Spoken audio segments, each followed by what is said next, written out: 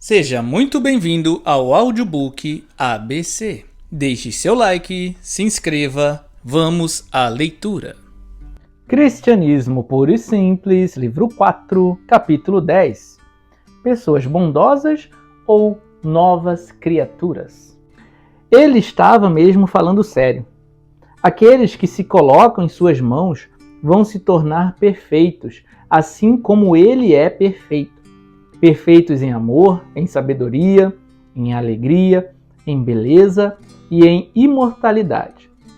A mudança não será completada nesta vida, pois a morte é uma parte importante do tratamento, e ninguém sabe com certeza até onde a mudança terá avançado antes de a morte de qualquer cristão particular ocorrer.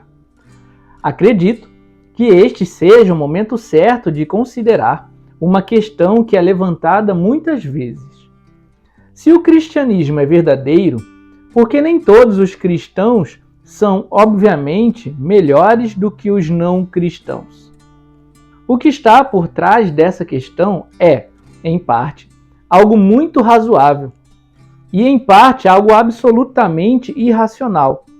A parte razoável é a seguinte: se a conversão ao cristianismo não promover o aperfeiçoamento nas ações externas de uma pessoa, se ela continuar a ser tão esnobe, maldosa, invejosa ou ambiciosa quanto era antes, então imagino que precisamos suspeitar de que a sua, entre aspas, conversão foi amplamente imaginária.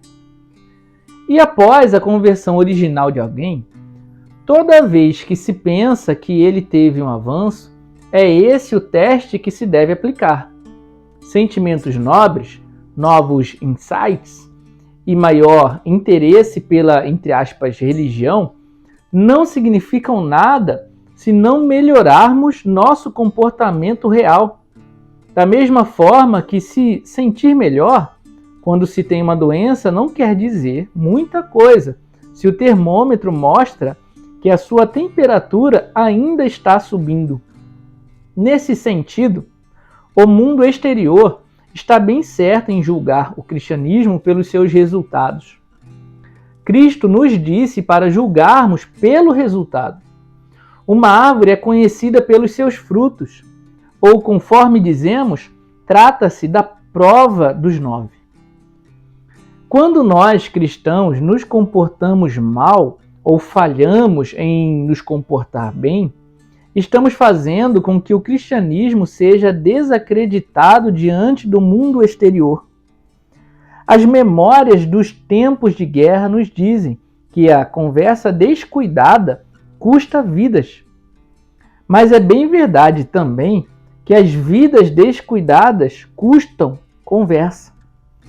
Nossas vidas descuidadas levam à falação. E nós damos motivos às pessoas para falar de uma forma que lança dúvidas sobre a verdade do próprio cristianismo. Mas há outra maneira de exigir resultados pelo qual o mundo exterior pode ser bastante irracional.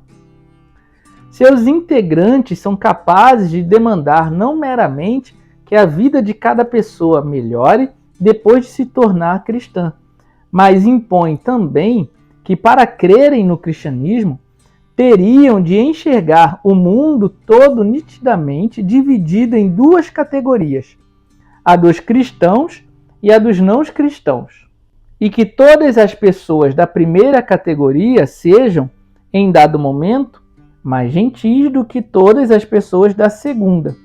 Isso não faz sentido por vários motivos. 1. Em primeiro lugar, a situação no mundo atual é bem mais complexa do que isso. O mundo não consiste em pessoas 100% cristãs e 100% não cristãs. Existem pessoas, uma grande parcela delas, que estão lentamente deixando de ser cristãs, mas que ainda atendem por esse nome, e algumas delas fazem parte do clero. Outras estão se tornando gradativamente cristãs, embora ainda não assumam esse nome.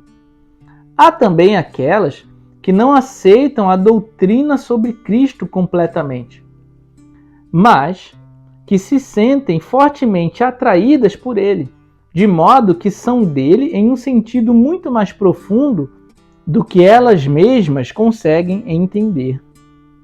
Existem pessoas em outras religiões que estão sendo guiadas pela influência secreta de Deus para se concentrar naquelas partes da religião em que estão em concordância com o cristianismo e dessa forma pertencem a Cristo sem o saber. Por exemplo, um budista de bom temperamento pode ser levado a se concentrar cada vez mais nos ensinamentos de Buda sobre a graça e deixar para o segundo plano o ensinamento de determinados outros pontos, embora ele possa ainda afirmar que crê nessa doutrina. Muitos dos bons pagãos que viveram bem antes do nascimento de Cristo poderiam ter estado nessa posição, e é claro que sempre haverá uma grande quantidade de pessoas que se mostram mais do que confusas e que têm um monte de crenças inconsistentes, todas misturadas numa grande miscelânea. Consequentemente, não há muita serventia em tentar emitir juízos sobre cristãos e não cristãos tomados em conjunto. Pode até haver alguma utilidade em comparar cachorros e gatos, ou mesmo homens com mulheres, tomados como um todo, porque nesses casos sabemos quem é quem. Além disso, um animal não se transforma, nem lentamente, nem repentinamente, de cachorro em gato.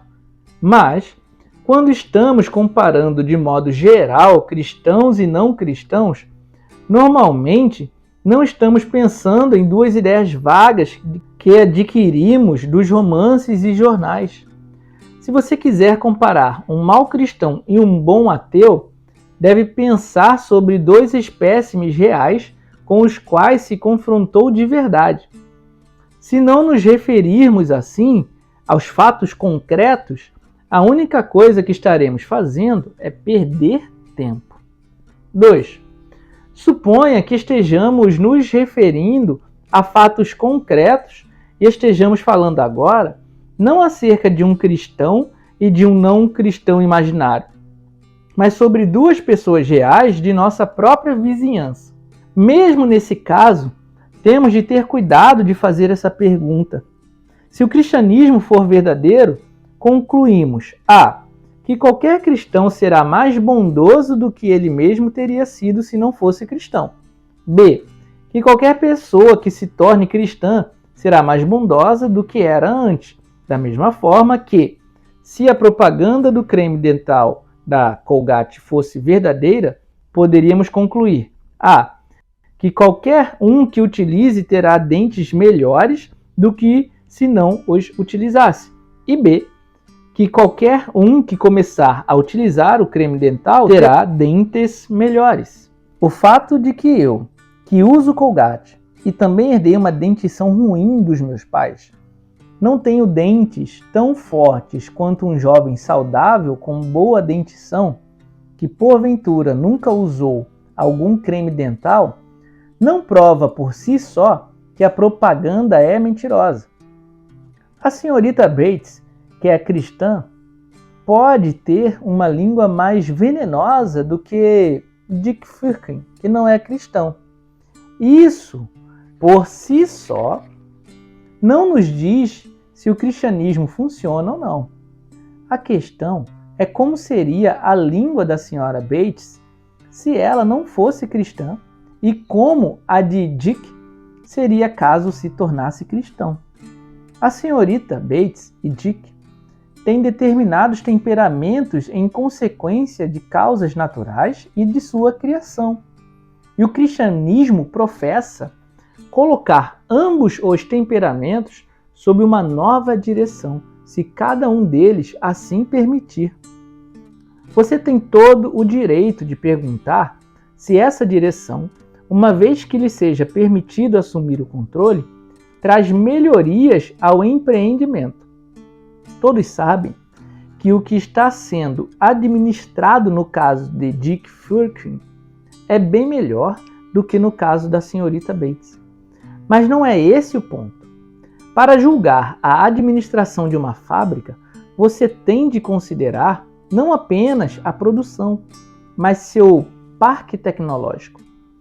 Ao considerarmos o parque tecnológico da fábrica A, chegaremos à conclusão de que seria um milagre ela produzir qualquer coisa.